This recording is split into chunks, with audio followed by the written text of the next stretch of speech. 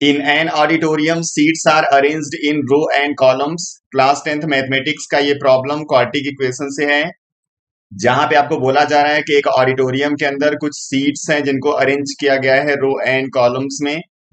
The number of rows was equal to the number of seats in each रो।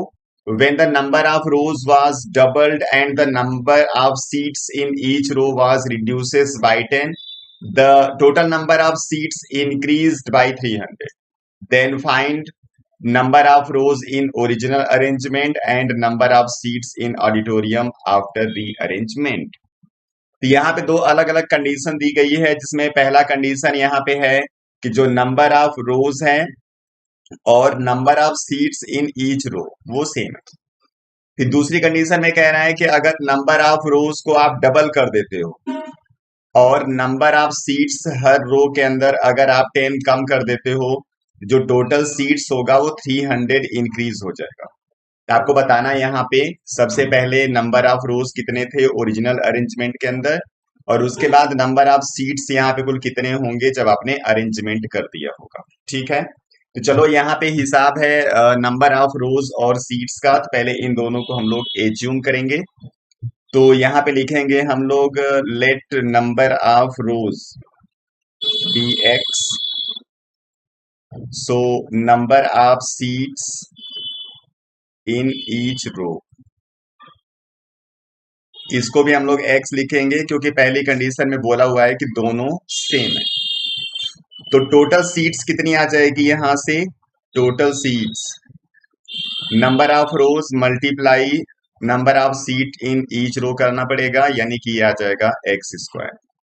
ठीक है, अब दूसरी condition क्या बोला हुआ है कि अगर हम नंबर ऑफ रोज को डबल कर दें, मतलब जहां पे x था वहां पे 2x कर दिया, और सीट्स हम लोग कर देते हैं 10 कम। तो सीट्स पहले एक रो में x था, अब इसमें से 10 हमने कम कर दिया। तो अगर इन दोनों को मल्टीप्लाई करोगे तो आपको total number of seats arrangement के बाद कितना आ रहा है वो पता चलेगा। और ये कितना आ रहा है, पुराने वाले जो नंबर ऑफ सीट्स थे उनसे 300 ज्यादा आ रहा है। तो पुराना वाला नंबर ऑफ सीट्स आपने एक्स स्क्वायर अभी लिखा था, इसमें 300 आपको और बढ़ाना पड़ेगा, यानी टोटल नंबर ऑफ सीट्स हमारा ये हो जाएगा। ठीक है, अब इसी को सिंप्लीफाई कर दोगे, क्वाड्रेटिक इक्वेशन बनेगा, उसको सॉल्व कर देना। ठीक है, तो इसका मल्टीप्लाई कर दो इन दोनों के साथ, ये आ जाएगा 2x square minus 20x equal to x square plus 300। इन दोनों टर्म को इधर अगर हम ला दें तो ये हो जाएगा x square minus 20x minus 300 equal to 0। ये आपको क्वाड्रेटिक इक्वेशन मिल चुका है। अब इस इक्वेशन को सॉल्व करोगे आपको x की दो वैल्यू मिल जाएगी। चलिए हम लोग इस इक्वेशन को सॉल्व करते हैं। तो इसको हम लोग मिडल टर्म स्प्लिटिंग से सॉल्व करेंगे। तो सबसे पहले 300 का दो फैक्टर ऐसा बनाना है जिसको प्लस माइनस करने पे 20 आना चाहिए। तो एक फैक्टर लिख देते हैं 30 और एक फैक्टर लिख देते हैं 10। माइनस 20 लाना है इसलिए इसको माइनस और इसको प्लस साइन के साथ लिखेंगे। तो आप लिखोगे यहाँ पे x square plus 10x minus 30x minus 300। यहां से x कॉमन किया तो हो गया x प्लस 10, यहां से माइनस 30 कॉमन किया तो हो गया x plus 10। x plus 10 is first factor and the second factor is x minus 30, and when you calculate the value of x then you get the value as minus 10 and x equal to 30।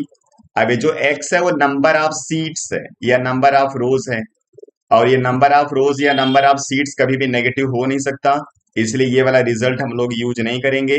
तो आपको positive value use करनी पड़ेगी। इसलिए पहली condition में जो number of seats था each row के अंदर वो 30 था और नंबर ऑफ रोज भी 30 था, इसलिए टोटल नंबर ऑफ सीट्स पहले कितने थे, 900। तो यहाँ पे पहला पूछा हुआ है कि number of rose in original arrangement, पहला आंसर हो जाएगा 30 रोज। दूसरा कह रहा है कि जब हम रीअरेंज कर देंगे तो कितना ऑडिटोरियम के अंदर सीट्स होगा। तो 900 सीट्स तो पहले थे, अब रीअरेंज करने के बाद 300 सीट्स और बढ़ गया है, तो टोटल नंबर ऑफ सीट्स आ जाएगा 900 प्लस 300 मीन्स 1200। तो पहला आंसर हो गया 30 एंड सेकेंड आंसर इज 1200। इस तरीके से और भी प्रॉब्लम्स के लिए आप लोग कंटिन्यू मेरे साथ बने रहोगे। मिलते हैं नेक्स्ट वीडियो में दूसरे प्रॉब्लम के साथ। आप लोग पढ़ते रहिए, अपना ख्याल रखिए। Thank you.